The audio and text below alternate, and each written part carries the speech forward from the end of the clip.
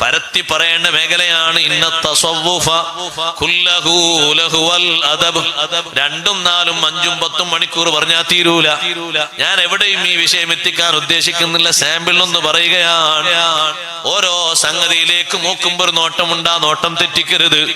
മുഹമ്മദുർ റസൂലുള്ളാഹി സ്വല്ലല്ലാഹു അലൈഹി വസല്ലം തങ്ങളുടെ അദബിനെ പറ്റി ഖുർആൻ പറഞ്ഞില്ലേ, മാ സാഗൽ ബസറു വമാ തഗാ. അല്ലാഹുവിന്റെ തിരു ഹളറത്തിലെത്തിയ സയ്യിദുനാ റസൂലുള്ളാഹി സ്വല്ലല്ലാഹു അലൈഹി വസല്ലം, ഹബീബ് റസൂലുള്ളാഹി. കുറച്ച് ഉറക്ക സ്വലാത്തല്ലേ ഹബീബ് റസൂലുള്ളാഹി. ഇപ്പൊ സന്തോഷായി. ആ പോകുന്ന റൂട്ടിലെ സിദ്റത്തുൽ മുൻതഹയിൽ നിന്ന് ഹളറത്തുൽ ഖുദ്സിയിലേക്ക്, അല്ലാഹുവിന്റെ സന്നിധാനത്തിലേക്ക് പോകുന്ന റൂട്ടിൽ നിന്ന് ഒരൊറ്റ സമയം പോലും കണ്ണിന്റെ ഒരു നോട്ടം വലത്തോട്ടോ ഇടത്തോട്ടോ എങ്ങോട്ടും തെറ്റിയിട്ടില്ല. അതാണ് മാ സാഗൽ ബസറു വമാ തഗാ ലഖദ് റആ മിൻ ആയാതി റബ്ബിഹിൽ കുബ്റാ. ആ സുന്ദരമായ അദബ് പാലിച്ചപ്പോ ലഖദ് റആ, തീർച്ചയായും തങ്ങൾ കണ്ടിരിക്കുന്നു, മിൻ ആയാതി റബ്ബിഹിൽ കുബ്റാ, റബ്ബിന്റെ ദൃഷ്ടാന്തങ്ങളിൽ നിന്ന് ഏറ്റവും വലുതെന്താണ്? റുഅയത്തുല്ലാഹി അസ്സ വജൽ, അല്ലാഹുവിന്റെ ദർശനമാണ്. കണ്ടിരിക്കുന്നു, തീർച്ചപ്പെടുത്തി ഖുർആൻ പറയുന്നു. ആ ആയത്തിന് വേറെയും തഫ്സീറുകളുണ്ട്, ഒന്ന് ഞാൻ പറഞ്ഞു എന്ന് മാത്രം. അവിടെ അദബ് പഠിപ്പിച്ചതാണ്. വന്ന റൂട്ടിൽ നിന്ന് വലത്തോട്ട് ഇടത്തോട്ടൊന്നും തെറ്റൂല. നമ്മൾ പോകുമ്പോഴോ, നമ്മളൊരാൾ ഉദ്ദേശിച്ച് പോവാണ് ഒരു വീട്ടിലേക്ക്. അവിടെ ആരാ, ഇവിടെ ആരാ, അവിടെ ഒറ്റാണ്, ഇവിടെ ഒറ്റാണ്. അതൊന്നും നമുക്ക് നോക്കേണ്ട ആവശ്യമില്ല. ഇവിടെ എവിടേക്കാ നോക്കണേ, എവിടെല്ലാവാ നോക്കുന്നത്? ചിലപ്പോഴൊക്കെ വാഹനം ഓടിച്ച്, ഇരുചക്ര വാഹനം ഓടിച്ചു പോകുന്ന ആൾക്കാർ വലത്തെടുത്ത് നോക്കുമ്പോൾ ഞാൻ കഥ പറയും, പഠിച്ചോനെ മൂപ്പരൊന്ന് സ്ട്രൈറ്റ് ആയിട്ട് നോക്കി പോയാൽ മതി. കാരണം എങ്ങാനും അങ്ങോട്ടും ഇങ്ങോട്ടും തെറ്റിണ്ടെങ്കിൽ 2 ചക്രം ഇതിനുള്ളൂ, അത് കാണാൻ കഴിയില്ലല്ലോ അങ്ങോട്ടും ഇങ്ങോട്ടും ചെരിയണത്. മൂപ്പരൊന്ന് മുന്നോട്ട് നോക്കി പോയാൽ മതിയായിരുന്നു. മുന്നോട്ട് നോക്കി എങ്ങനെ പോകേണ്ട വാഹനമാണ്, അങ്ങോട്ടും ഇങ്ങോട്ടും തിരിയാൻ പാടില്ല. കാരണം 2 സുരക്ഷ അത്രയും പാലിക്കേണ്ടതാണ്. ചിലപ്പോൾ ഒരു അശ്രദ്ധായിരിക്കും, ഒന്നങ്ങോട്ട് നോക്കിയപ്പോഴായിരിക്കും വേറൊരാൾ സ്പീഡിൽ വന്ന്, അപ്പൊ ആ ബേജാറിൽ പിടിച്ചിട്ടുണ്ടോ പറഞ്ഞിട്ടുണ്ടാവും. എങ്ങോട്ടും തെറ്റാത്തൊരു നോട്ടം. നിസ്കാരത്തില് വലത്തെ ഭാഗത്ത് ഇടത്തെ ഭാഗത്ത് ഒരാൾ വന്നു, വലത്തെ ഭാഗത്ത് വന്ന നാൾക്ക് നല്ല സുഗന്ധ സ്മെല്ല്. ഇപ്പൊ നമ്മളെ വക ഒരു ഇടങ്കണ്ണിട്ടൊരു നോട്ടം, ഇടങ്കണ്ണിട്ടിട്ടൊന്ന് ആളെ തിരിഞ്ഞു. അപ്പൊ നോക്കുന്നേ എന്നാരപ്പ വന്ന് പോയി, മാർക്ക് പോയി, അദബ് പോയി. നിസ്കാരം കഴിഞ്ഞിട്ടും സഹോദരങ്ങളെ തിരിഞ്ഞു നോക്കരുത്, നേരെ നോക്കണം മുന്നോട്ട്. നമ്മൾ ദിക്റ് ചൊല്ലുന്ന ദുആഇന് ആമീൻ പറയുന്ന നല്ല സന്ദർഭമാണ്. തിരയേണ്ടവരെ പിന്നത് കഴിഞ്ഞതൊക്കെ കഴിഞ്ഞിട്ട് തെരഞ്ഞാ മതി. കാരണം നിസ്കാരം കഴിഞ്ഞ ഉടനെ തന്നെ നമ്മൾ ഇങ്ങനെ നോക്കുമ്പോ ഏതെങ്കിലും നല്ല ആളുകളുള്ള ഖുശൂഅൊക്കെ കെട്ടിക്കൂട്ടി നിസ്കരിക്കുന്നുണ്ടാകും. ആ നിസ്കാരത്തിനൊക്കെ ഇടങ്ങേറ്. എന്താണ് ആ ചങ്ങായി ഇങ്ങനെ നോക്കണത്, വലത്തോട്ടും ഇങ്ങനെ എടുത്തോട്ടും ഇങ്ങനെ തിരിഞ്ഞു നോക്കണം. നിസ്കാരത്തിലുള്ള ഇൽത്തിഫാത്ത് വല്ലാത്ത വിഷയമാണ്. നിസ്കാരത്തിൽ തിരിഞ്ഞു നോക്കുന്നത് വലിയ ബേജാറാണ്. തിരിഞ്ഞു നോക്കുന്നത് നിസ്കാരത്തിലായതുകൊണ്ട് ഒന്നും ചെയ്യാൻ പറ്റാത്തതുകൊണ്ട് ഞാൻ ചെയ്യാതിരുന്ന, അല്ലെങ്കിൽ നല്ല അടിയാൻ കൊടുത്തിട്ടുണ്ടോ. ഇപ്പൊ അടുത്ത് ഞാൻ കണ്ട കാഴ്ച ആകെ പേടിച്ചു. ഞാൻ പിന്നെ ഇയാളത്തെ ആണല്ലോ നിസ്കരിക്കാൻ നിന്നതെന്ന് തോന്നിപ്പോ. സുജൂദില മൊബൈലിൽ കോൾ ഇങ്ങനെ വരുന്നുണ്ടേ, അപ്പൊ അതിങ്ങനെ അങ്ങോട്ടും ഇങ്ങോട്ടും വലിച്ചു നീക്കണ മൊബൈലല്ലേ. മൂപ്പരൊരു വരലോണ്ട് ഇങ്ങനെ സുജൂദ് പോയപ്പോ ഒന്നാണ് നീക്കിയിട്ട് സുബ്ഹാന റബ്ബിയൽ അഅ്ലാ വബിഹംദിഹി കുറച്ചോർക്കണം ചെല്ലി. ഇപ്പൊ ആ സുജൂദും ആ ചെല്ലിയതും ആ നിസ്കാരം ശരിയാകുന്നോ ശരിയാവില്ല എന്നാണ് അഭിപ്രായം. അപ്പൊ അതില്ല ആർക്കപ്പൊ സുജൂദ്, ആർക്കാ? അല്ലാഹു തആലക്കോ മൊബൈൽ വിളിച്ചാൾക്കോ? ശരിക്ക് നീക്കി, കൈ കൊണ്ട് നീക്കി പടച്ചോരേത് നിസ്കാരത്തിൽ അല്ലെങ്കിൽ ഒരു കൊട്ടെ. നിസ്കാരം കഴിഞ്ഞിട്ട് ഞാൻ ആളെ തെരഞ്ഞു, പക്ഷെ എനിക്ക് 2-3 റക്അത്ത് നിസ്കരിച്ച ആളുണ്ട്, ആള് വേഗം സലാം വിട്ട് എന്താ അടിപ്പിക്കണം. അല്ലെങ്കിൽ ഞാൻ വിളിച്ചു പറയണല്ലോ, എന്താ പറഞ്ഞു കുഴപ്പമുണ്ടോ? ഇപ്പണി മേലാ ചെയ്യരുതെന്ന് പറയണം.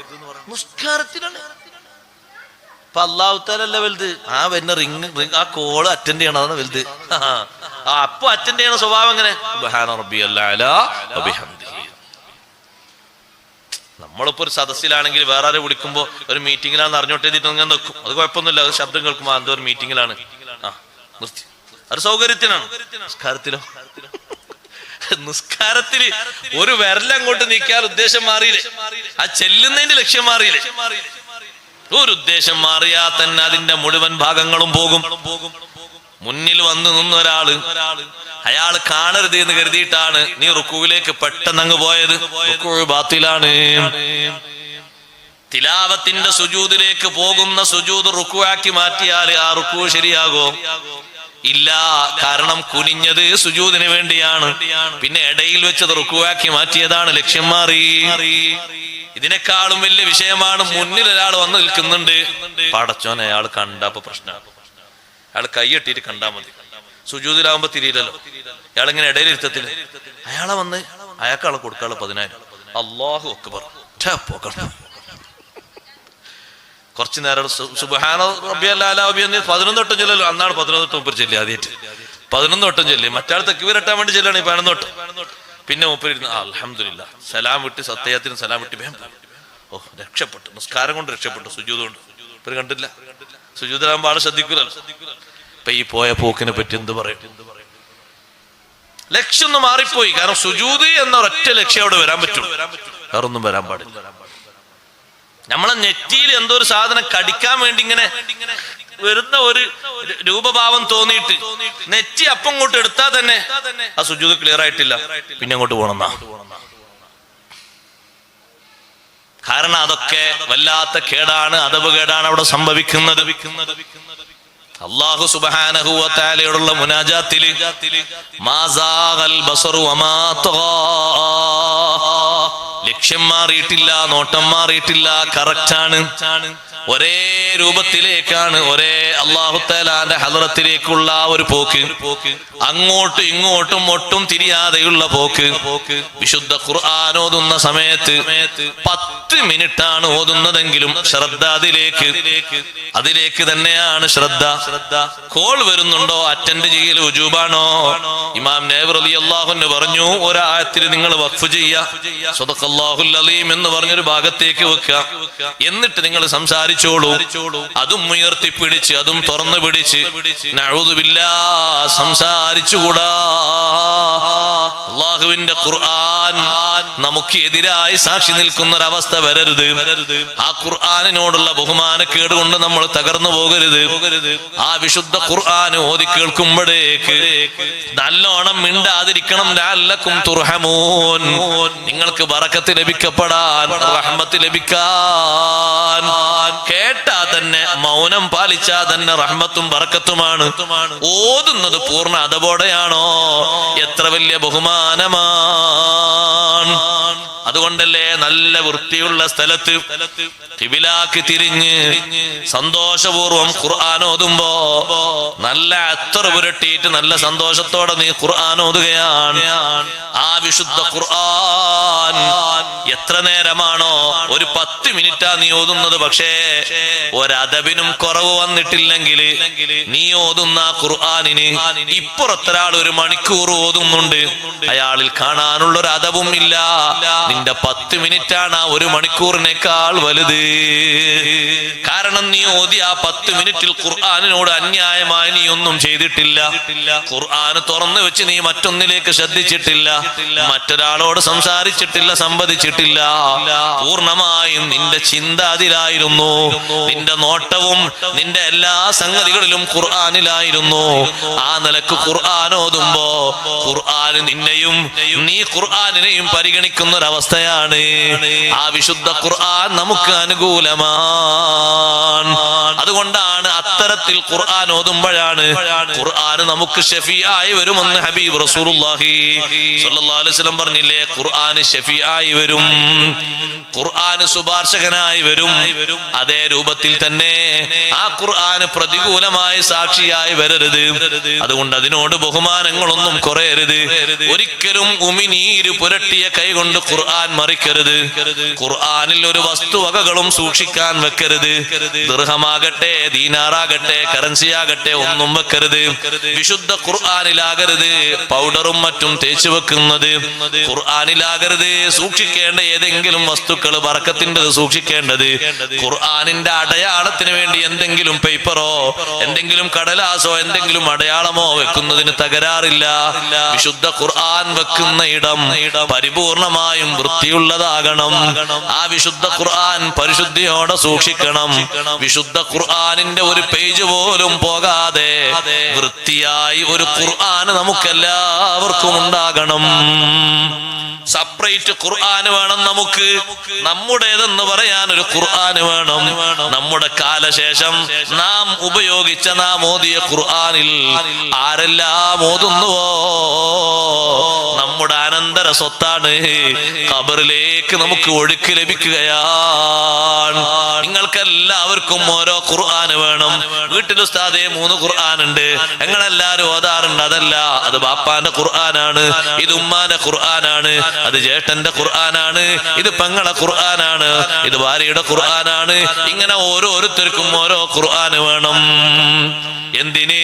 അത് നമ്മൾ മരിച്ചു കഴിഞ്ഞാൽ മറ്റുള്ളവർ അനന്തരമായിട്ട് അത് ഉപയോഗിക്കും. മക്കളായിട്ട് ആ ഖുർആൻ ഉപയോഗിക്കുമ്പോ നമ്മുടെ ഖബറിലേക്ക് അതുകൊണ്ട് വലിയൊരു വെളിച്ചം ലഭിക്കും. 10-11 കാര്യങ്ങൾ ഖബറിലേക്ക് ഇങ്ങനെ ഒഴുകി കിട്ടുന്നത് ഇമാം സുയൂത്തി തങ്ങൾ എണ്ണി പറഞ്ഞപ്പോ അതിൽ മഹാനവറുകൾ ഒന്ന് പറഞ്ഞതാണ് വിറാസത്തു മുസ്ഹഫിൻ വരിബാതു സഗിരി വഗർസുൻ നഖിലി വസ്സദഖാതു തജ്രി. ഖുർആൻ മുസ്ഹഫ് അനന്തരമായി കൊടുക്കൽ നമുക്കെന്ന ലെവലിൽ ഒരു മുസ്ഹഫ്. ഓരോരുത്തർക്കും ഓരോ മുസ്ഹഫ്. ഖുർആൻ ഓതാൻ പക്വതയും പ്രാർത്ഥന. ആ മുസ്ഹഫ് അവിടെ ഉണ്ടായിരിക്കെ മൊബൈൽ ഉപയോഗിച്ച് ഖുർആൻ ഓതരുത്. പള്ളിയിൽ വരുന്നവരോടും പറയട്ടെ, നിങ്ങൾ ഖുർആൻ മുസ്ഹഫ് തന്നെ എടുത്ത് ഖുർആൻ ഓതണം. അതിനൊരു മഹത്വം വേറെയുണ്ട്. കാരണം ഇത് ഒരിക്കലും മുസ്ഹഫ് അല്ല, ഖുർആൻ അല്ല. ഇതിൽ ഞാൻ എന്റെ ഖുർആൻ തുറന്നു എന്ന് വെച്ചോളൂ, അതിന് മുസ്ഹഫ് എന്ന് പറയില്ല. കാരണം ഇത് മജ്മുഅത്ത് കുത്തുബാണ്, പലതും ഇതിലുണ്ട്. ഇതിൽ മൗലിദ് ഉണ്ട്, മെസ്സേജുകളുണ്ട്, അദ്കാറുണ്ട്, പലതും ഇതിലുണ്ട്, കോൾ നമ്പറുകൾ ഉണ്ട്, പലതും ഉണ്ട്. കൂട്ടത്തിൽ ഖുർആനുണ്ട്. ഓതാൻ പറ്റോ? യാത്രയിൽ സൗകര്യമാണ്. അതുപോലെ തന്നെ നമുക്ക് ഉളൂ ഇല്ലാത്തൊരു സ്ഥലത്ത് വെച്ച് നമുക്ക് എന്തെങ്കിലും സൂറത്ത് ഓതേണ്ടി വന്നു, സൗകര്യമാണ്, അത് ഉപകാരമാണ്. പക്ഷേ ഖുർആൻ അപ്പുറത്തുണ്ട്, ശരിക്കുള്ള മുസ്ഹഫ് അപ്പുറത്തുണ്ട്. ആ മുസ്ഹഫ് ഉണ്ടെങ്കിൽ അതിനെ മുന്തിക്കണം. യാസീൻ സൂറത്ത് ഓതുന്ന ആളും ഒരു യാസീൻ സൂറത്തിന്റെ ഏടല്ലാതെ ഒരു ഖുർആൻ തന്നെ എടുത്ത് ഓതാൻ നോക്കണം. എന്നാ പിന്നെ യാസീൻ സൂറത്ത് ഓതി എന്നുള്ളതിന് പുറമെ മുസ്ഹഫ് തുറന്ന് വെച്ച് ഓതി എന്നുള്ളതാകും. മറ്റേതാ ഏട് മാത്രമാണ്. യാസീന്റെ കൂലി ഇട്ടൂലെന്നല്ല കേട്ടോ, അതിലേക്ക് നോക്കിയിട്ട് ഖുർആനിന്റെ കൂലി എന്ന് പറഞ്ഞാൽ അതല്ല. ഖുർആൻ അത് മൊത്തം ഉള്ളതല്ലേ, അത് മൊത്തമാണ്. അതാണ് ഉപയോഗപ്പെടുത്തേണ്ടത്. ഇനി ആ ഓത്തുമായി ബന്ധപ്പെട്ടുള്ള വിഷയങ്ങളൊക്കെ നന്നായി ശ്രദ്ധിക്കണം. അദബൊന്നും കുറയാൻ പാടില്ല. സയ്യിദുനാ റസൂലുള്ളാഹി സ്വല്ലല്ലാഹു അലൈഹി വസല്ലം തങ്ങൾ ഉമ്മത്തിന് പഠിപ്പിച്ച ഏറ്റവും വലിയ അദബാണ് പരിശുദ്ധ ഖുർആനിന്റെ മുന്നിലുള്ള അദബ്. അത് ഉപയോഗിക്കുന്നതിലുള്ള അദബ്. കൂട്ടത്തിൽ ഒന്ന് പറയട്ടെ, അത് പറയുമ്പോൾ ഡേഞ്ചർ ആയി കരുതരുത്. പഴയ കാലത്ത് ഖുർആൻ പഠിച്ചു വെച്ച കുറെ സൂറത്തുകൾ ഉണ്ടായിരുന്നു. ഇപ്പോൾ പലതും മറന്നുപോയി. അത് പുതുക്കണം. ഒരൊറ്റ സൂറത്ത് മറന്നാൽ ഹബീബ് സല്ലല്ലാഹു അലൈഹി വസല്ലം നിങ്ങൾ പറഞ്ഞു, എന്റെ ഉമ്മത്തിന്റെ ദോഷങ്ങൾ എനിക്ക് വെളിവാക്കപ്പെട്ടപ്പോ അതിൽ ഏറ്റവും വലിയ ഗൗരവമുള്ളതായിട്ട് ഞാൻ കണ്ടത് റജുലുൻ ഊതിഹാ ഖുർആൻ ശൈഉം മിനൽ ഖുർആൻ തുമ്മ നസിയഹാ. ഖുർആൻ എന്നൊരു ഭാഗം പഠിച്ചിരുന്നു, പിന്നത് മറന്നുപോയി. അത് വലിയൊരു കുറ്റമായിട്ട് ഞാൻ കണ്ടു എന്ന് സയ്യിദുനാ റസൂലുള്ളാഹി സ്വല്ലല്ലാഹു അലൈഹി വസല്ലം.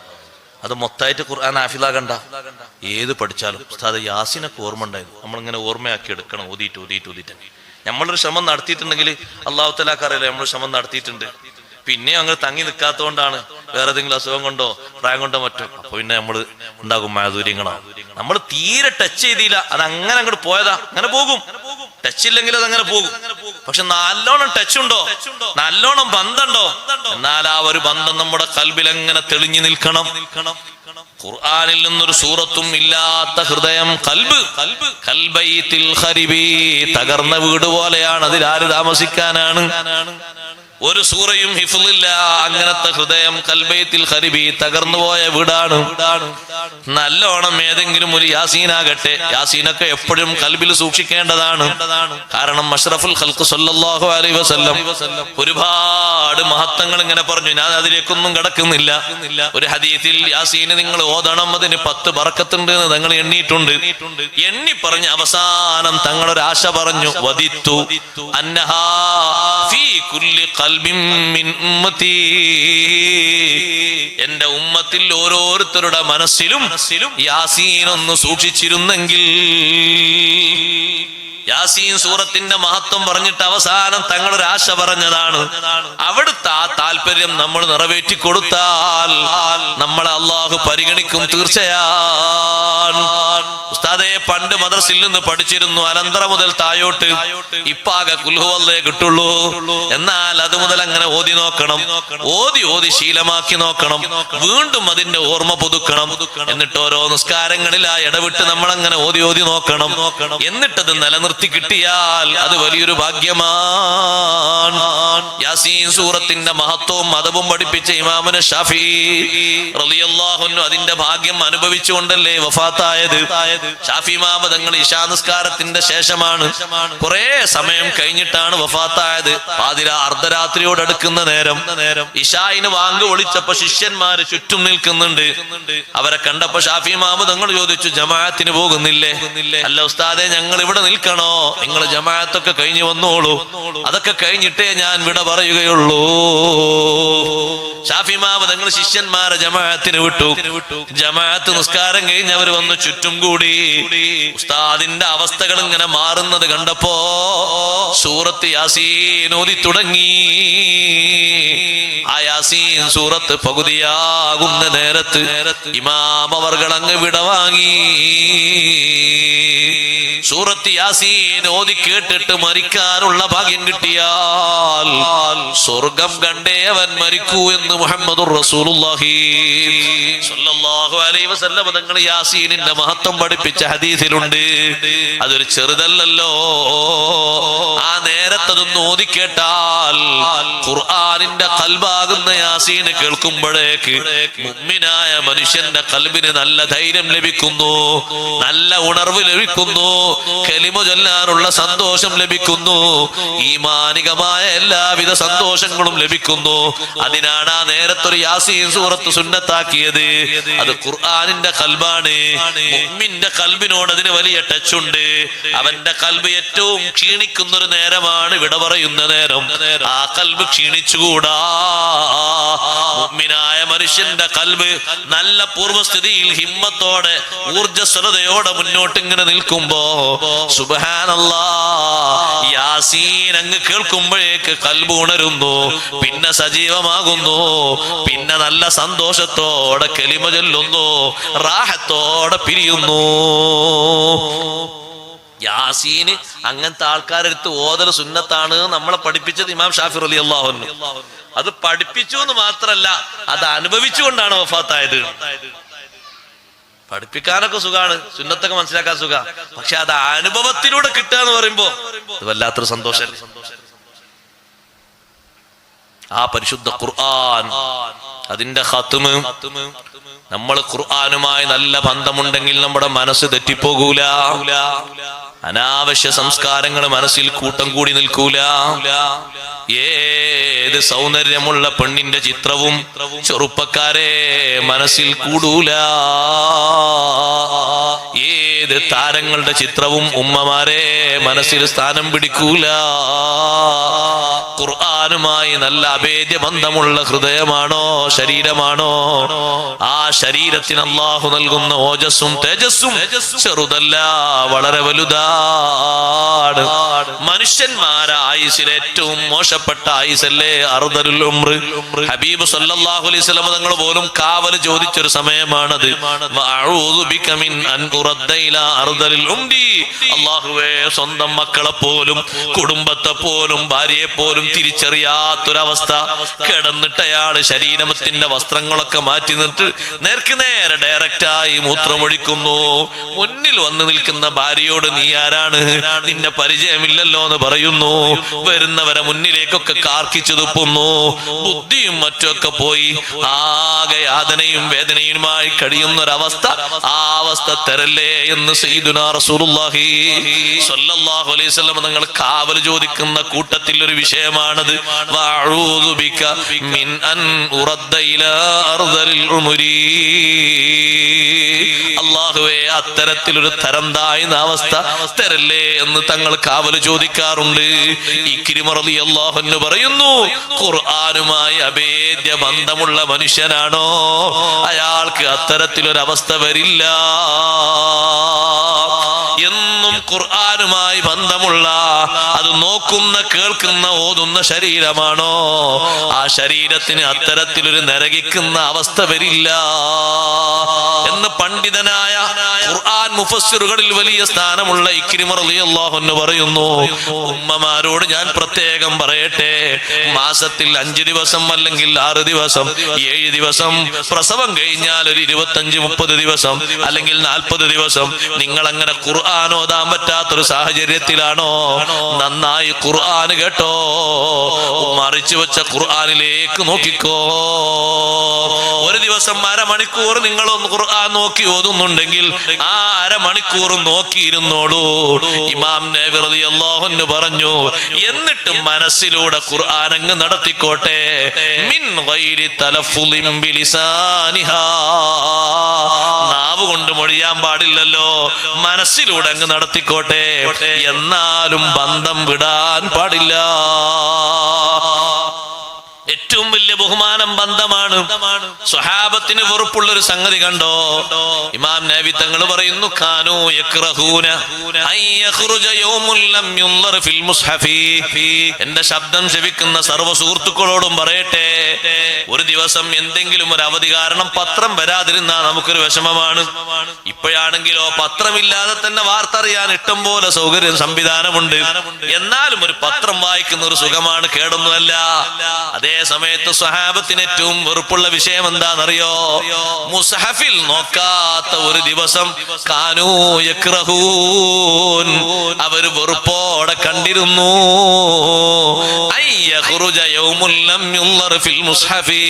മുസ്ഹഫിൽ നോക്കാത്തൊരു ദിവസം കഴിഞ്ഞു കിടക്കുക അവർക്ക് വെറുപ്പാണ്.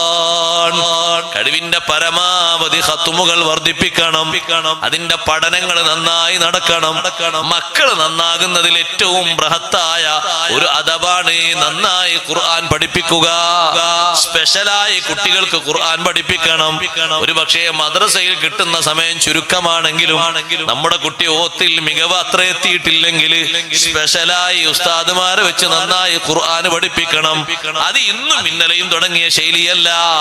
ലോകത്തെ വലിയ പണ്ഡിതനാണ് ഇമാമുൽ ആദം അബൂ ഹനീഫ റളിയല്ലാഹു അൻഹു. തന്റെ മകന് ഖുർആൻ ഓത്ത് പഠിപ്പിക്കാൻ സ്പെഷ്യലായി ഒരു മുഅല്ലിമിനെ വെച്ചിരുന്നു. വീട്ടിൽ വന്നിട്ട് ഒരു തെറ്റുമില്ലാതെ കുട്ടി ഫാത്തിഹ അങ്ങ് പൂർണ്ണമായി ഓതിയപ്പോ കുട്ടിയോട് പറഞ്ഞു, മോനെ പോയി ഉസ്താദിനെ കൂട്ടിക്കൊണ്ടുവാ. ഉസ്താദിന് നല്ലൊരു പാരിതോഷികം, ഒരു പ്രസന്റേഷൻ കൊടുക്കാനാണ് ഉസ്താദിനെ വിളിച്ചുകൊണ്ടാണ്. കൂലി ശമ്പളം കൊടുക്കാനല്ല, അത് വേറെ. ഇപ്പൊ ഫാത്തിഹ പൂർണ്ണമായിട്ട് തെറ്റില്ലാതെ കുട്ടിയോടൊന്ന് ഓതിരേ, അതിന് എത്ര പറഞ്ഞറിയിക്കാൻ കഴിയില്ല സന്തോഷം. കാരണം ജീവിതത്തിൽ മൊത്തം ലാസ്റ്റ് വരെ നിർബന്ധമായി ഓതേണ്ട സൂറത്തല്ലേ ഫാത്തിഹ. അത് തെറ്റില്ലാതെ കുട്ടി ഇവിടെ വന്ന് ഓതിയപ്പോ ആ കുട്ടി മികവുള്ള നല്ല തികഞ്ഞ മോനായി. ഇനി ആ കുട്ടിയെ ഒന്ന് മുന്നിൽ നിന്നാ ബാക്കിൽ നിന്ന് നിസ്കരിക്കാം. ബാക്കിൽ നിന്ന് നിസ്കരിക്കാൻ യോഗ്യമുള്ള ആളായി, മുന്നിൽ ഇമാമായി നിൽക്കാൻ യോഗ്യതയുള്ള കുട്ടിയായി. തെറ്റില്ലാതെ ഫാത്തിഹ മോന് വന്ന് ഓതിയപ്പോ ഉസ്താദിനെ വിളിച്ചോണ്ടുവരാൻ പറഞ്ഞു. ഉസ്താദിനെ വിളിച്ചോണ്ടുവന്നപ്പോ ഉസ്താദിന് സമ്മാനമായി കൊടുക്കുന്ന 1000 ദിർഹമാണ്. ഇന്നല്ല, 1-ാം നൂറ്റാണ്ടിൽ. 1-ാം നൂറ്റാണ്ടിൽ ജീവിച്ച മഹാനാണ് ഇമാമുൽ ആദം അബൂ ഹനീഫത്തുൽ കൂഫി റളിയല്ലാഹു അൻഹു. 4 ഇമാമുകളിൽ 1-ാം നൂറ്റാണ്ടിൽ ജീവിച്ച ഒരേ ഒരു ഇമാം ഇമാമുൽ അബൂ ഹനീഫ തങ്ങളാണ്. ബാക്കിയൊക്കെ 2, 3, 4 2-ലും 3-ലാണ്. ബാക്കിയുള്ളവർ ഷാഫി ഇമാം തങ്ങൾ 150-ലല്ലേ ജനിക്കുന്നത്. ഹിജ്റ 204 വഫാത്തായി. ഇമാമുൽ ആദം തങ്ങളെ കണ്ടിട്ടില്ല. ആ ഇമാമുല്ലാദം അബൂ ഹനീഫ റളിയല്ലാഹു അൻഹു ഉസ്താദിന് കൊടുത്ത പാരിതോഷികമാണ് 1000 ദിർഹം. ഇന്ന് എത്ര കൂട്ടണത്? അന്നത്തെ 1000 ദിർഹം ഇന്ന് എത്ര കൂട്ടണം സഹോദരങ്ങളെ? അന്നൊരു 1000 ദിർഹം ഉണ്ടെങ്കിൽ നിങ്ങൾക്ക് ഈ നിങ്ങളുടെ ഈ മൂന്നീർ ഒന്നായിട്ട് വാങ്ങാം. 10, 20, 30, 40 ഏക്കർ ഒന്നായിട്ട് വാങ്ങാം. എന്നാലും ബാക്കിയായിരിക്കും. അത്രയും വലിയൊരു സംഖ്യയാണ് കൊടുത്തത്. ഒന്നുമല്ല, മനസ്സിന്റെ ഒരു സന്തോഷം. മോന് വന്നിട്ട് ഖുർആൻ മക്കളെ നന്നായി പഠിപ്പിച്ചു. ഖുർആന് ഫുള്ളായിട്ട് ബാപ്പ ഉമ്മ കുട്ടികളെ അങ്ങോട്ട് പഠിപ്പിച്ചാലേ നാളെ കോടിക്കണക്കിന് ആൾക്കാരെ മുന്നിൽ നമുക്കൊരു സ്ഥാനവസ്ത്രം കിട്ടാനുണ്ട്. അള്ളാഹു തൗഫീഖ് തരട്ടെ. ഞാൻ ഏതായാലും ഫുള്ളായിട്ട് പഠിക്കാൻ എന്റെ കുട്ടികളെ, മക്കളെ, പേരക്കുട്ടികളെ നന്നായി ഖുർആനോത്ത് പഠിപ്പിക്കണം. അവരതിൽ നല്ല അവരങ്ങനെ ഓതിരങ്ങനെ കേട്ടിട്ട് സന്തോഷം ഇങ്ങനെ കിട്ടിയിട്ട് ഇവിടുന്ന് അവർ ആ ഖുർആനുമായിട്ടുള്ള ടച്ചും കാര്യങ്ങളൊക്കെ മനസ്സിലാക്കി ആഖിറത്തിലെത്തുമ്പോ ഈ കുട്ടിയോട് ചോദിക്കുന്നു, വാപ്പയുടെ വാപ്പ അവിടെ ഉണ്ട്, വാപ്പാനെ കുട്ടിയുണ്ട്, ഉമ്മ അവിടെ. ഇതിന് കോടിക്കണക്കിന് ആൾക്കാരെ മുന്നില് അമ്പിയാക്കളാ സദസ്സിലുണ്ട്, ഔലിയാക്കളുണ്ട്, ശുഹദാക്കളുണ്ട്. അവരെ മുന്നിൽ വെച്ചൊരു കിരീടം തലക്ക് തരാനാ. ഇവിടെ നന്നായി മക്കൾക്ക് ഖുർആനോത്ത് പഠിപ്പിച്ചാൽ അൽബസല്ലാഹു വാലിദൈഹി താജൻ യൗമൽ ഖിയാമ. ബാപ്പക്കും ഉമ്മക്കും അല്ലാഹു നൽകുന്ന ആദരവ് സഹോദരങ്ങളെ നമ്മുടെ മലപ്പുറം ജില്ലയിലെ ആളുകൾ മാത്രമല്ല, ഇവിടെയുള്ള പൗരപ്രമുഖന്മാര് മാത്രമല്ല, പരിസരങ്ങളിൽ ഒരുപാട് ശുഹദാക്കൾ അന്തി ഉറങ്ങുന്നില്ലേ, ഔലിയാക്കളില്ലേ, സാദാത്തുക്കളില്ലേ, സൂഫി വര്യന്മാരില്ലേ, അവരൊക്കെ നേർക്കാഴ്ചക്ക് വേണ്ടി നിൽക്കുന്ന മഹ്ശറിൽ നമുക്കൊരു വലിയ സന്തോഷത്തിന് അല്ലാഹു തലയിൽ ചാർത്തി തരുന്നത് ഭൂമി ലോകത്ത് ഒരാളെ തലയിലും കിട്ടാത്ത കിരീടം സ്വർഗത്തിലെ കിരീടമാണ്. എന്റെ ആസ്ഥാന ബഹുമാനത്തിന് കാരണം ഈ മനുഷ്യന്റെ മകനാണ് ആ നിൽക്കുന്നത്. ആ മകന് ഖുർആനോത്ത് നമ്പർ 1 ആയി ഓതാൻ പഠിച്ച ആളാണ്. ആ ആണ്, ആ പെണ്ണ് ഈ മനുഷ്യന്റെ കുട്ടിയാണ്, ഈ ഉമ്മാന്റെ മക്കളാണ്, ഈ ഉപ്പാന്റെ മക്കളാണ്. അല്ലെങ്കിൽ ഒന്ന് ആലോചിച്ച് നോക്കി, എല്ലാ ബിരുദവും ബിരുദാനന്തര ബിരുദവും ഉണ്ട്, എല്ലാ ഭാഷ അതൊക്കെ നമ്മൾ പഠിക്കണം താല്പര്യപ്പെടുന്നവരാണ്, പറയുന്നവരാണ്, ഇതൊക്കെ അറിയും. പക്ഷെ ഖുർആൻ ഓതാൻ അറിയില്ല എന്നാണ് ഇത്ര വലിയ വീക്യത. അല്ല, ഒന്ന് ചിന്തിച്ചു നോക്കി. എല്ലാം ഉണ്ട്, ആൾക്ക് ഇല്ലാത്തൊന്നുമില്ല. ഇത്ര അട്ടിക്കന സർട്ടിഫിക്കറ്റ് ഇഷ്ടം പോലെ ഉണ്ട്, ഒക്കെ ഉണ്ട്. പക്ഷെ എന്തറിയില്ല, ഖുർആൻ തെറ്റില്ലാതെ ഓതാൻ അറിയില്ല. ഇത്ര വലിയ കഴിവുകേടേതാ സഹോദരങ്ങളെ. ഇപ്പൊ അല്ലാഹു തആല നമ്മളോട് ചോദിക്കൂലേ, ഈ ബുദ്ധിയൊക്കെ ഉപയോഗിച്ച് അതൊക്കെ പഠിക്കാൻ ഞാനല്ലേ തൗഫീഖ്? നീ എന്തെല്ലാം പഠിച്ചു? MBBS പഠിച്ചു, LLB പഠിച്ചു, ഡോക്ടറേറ്റ് ഒക്കെ നീ പഠിച്ചു, എനിക്ക് തൗഫീഖ്. എന്റെ ഖുർആൻ ഒന്ന് പഠിക്കാൻ അത്ര സാഹസം ഉണ്ടോ? ഇത്ര വർഷങ്ങൾ വേണം, ഇത്ര ചെലവ് വേണം, ഇത്ര ലക്ഷങ്ങൾ വേണം. എന്നിട്ട് ഖുർആൻ ഒന്ന് പഠിക്കാൻ നന്നായി പഠിപ്പിക്കണം. ഇപ്പോൾ മക്കൾ നന്നാകും, തീർച്ചയായിട്ടും നന്നാകും.